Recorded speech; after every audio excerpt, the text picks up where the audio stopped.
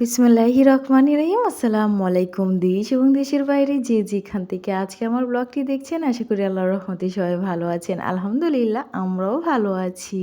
আজ আমি আরেকটি রেসিপি নিয়ে আপনাদের মাঝে হাজির হয়ে গিয়েছি। আর আজকের রেসিপিটি হচ্ছে নকশি পটল ভাজি। তো তার জন্য এখানে আমি কিছু পটল নিয়ে নিয়েছি। এখন পটলের উপরের খোসাটাও ছাড়িয়ে নিয়েছি। তো সবগুলি পটলের খোসায় আমি এর মধ্যে ছাড়িয়ে নিয়েছি। এখন আমি পটলগুলিকে কুচি করে কেটে নেব একটি বটির সাহায্যে। তো পটলগুলিকে এরকমভাবে কুচি করে কাটবো, শুধু দুই সাইডে কুচি করব আর মাঝখানের অংশটা কুচি করব না। একটি পটল কেটে এখন আমি আপনাদের সাথে শেয়ার করছি। তো দেখতেই পাচ্ছেন এক সাইড আমি কেটে নিচ্ছি। তো একটি এখন দেখিয়ে দিচ্ছি। এখন ওপর সাইডটাও আমি সেম একই নিয়মে এভাবে কুচি করে কাটবো আর মাঝখানের কিছু অংশ আমি কাটবো না, এভাবেই রেখে দিব। আর পটলটা আমি আস্তই ভাজি করব, এটাকে আমি কেটে করব না। তো এভাবে আমি একটি করে নিয়েছি। তো একই নিয়মে সবগুলি পটলকে আমি এভাবে কুচি করে কেটে নিয়েছি দুই সাইড।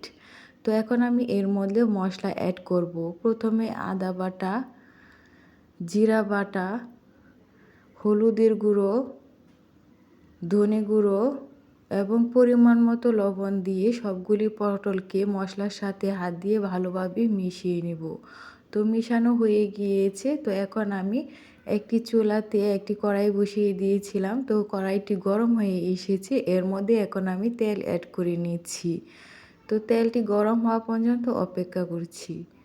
তো তেলটি গরম হয়ে এলে এখন আমি একে একে পটলগুলি দিয়ে দিচ্ছি। তো এখানে আমি 3টি পটলই দিব, এর বেশি পটল দিব না, তাহলে যখন আমি নাড়াচাড়া করব ভেঙে যেতে পারে তার জন্যে। আর দেখতেই পাচ্ছেন আমি যে কুচি করে কেটেছিলাম তার শেপগুলি কিন্তু এখন ভেসে উঠেছে।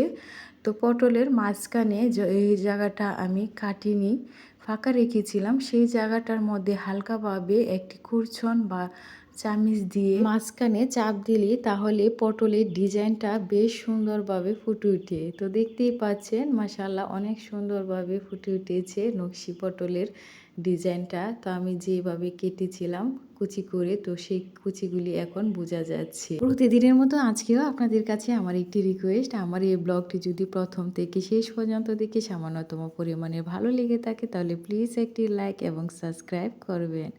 আর কমেন্ট বক্সে অবশ্যই আপনাদের মূল্যবান মতামতটি জানিয়ে আমার পাশেই থাকবেন। নকশি পটলগুলি ভাজা হয়ে গিয়েছে। এখন আমি তেলটা ঝরিয়ে একটি প্লেটে উঠে রেখে দিচ্ছি। তো অবশ্যই বাসায় আপনারা একবার ট্রাই করবেন, আশা করি আপনাদের কাছেও ভালো লাগবে। তো আজ ব্লগটি এখানেই শেষ করছি। সবাই ভালো থাকবেন, সুস্থ থাকবেন, আমাদের জন্যও দোয়া করবেন। আল্লাহ হাফেজ।